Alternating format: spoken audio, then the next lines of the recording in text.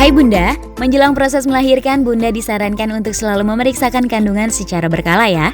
Ada banyak jenis tes yang bisa Bunda lakukan sesuai anjuran serta kebutuhan Bunda dan janin.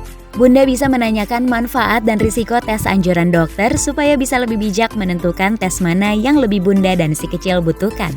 Berikut ini beberapa tes yang sebaiknya Bunda hamil lakukan menjelang melahirkan. Yang pertama, ultrasonografi atau USG.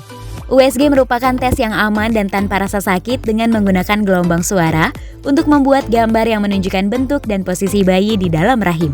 USG trimester ketiga dapat memeriksa plasenta dan terkadang merupakan bagian dari tes yang disebut profil biofisik atau BPP untuk melihat apakah bayi mendapatkan cukup oksigen. Yang kedua, screening glukosa.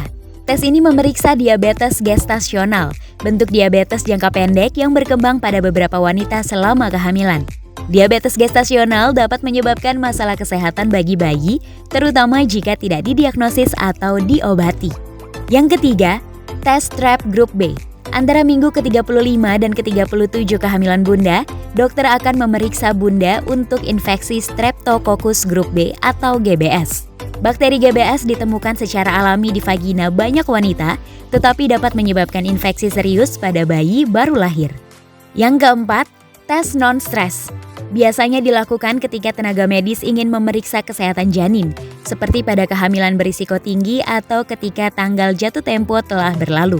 Tes ini dilakukan untuk melihat apakah bayi merespons secara normal terhadap rangsangan dan mendapatkan cukup oksigen. Yang kelima, tes stres kontraksi. Tes ini merangsang rahim dengan pitosin, suatu bentuk sintetis oksitosin yaitu hormon yang disekresikan selama persalinan. Tes ini dilakukan untuk menentukan efek kontraksi pada detak jantung janin. Tes ini juga mungkin direkomendasikan ketika tes sebelumnya menunjukkan masalah dan dapat melihat apakah detak jantung bayi stabil selama kontraksi.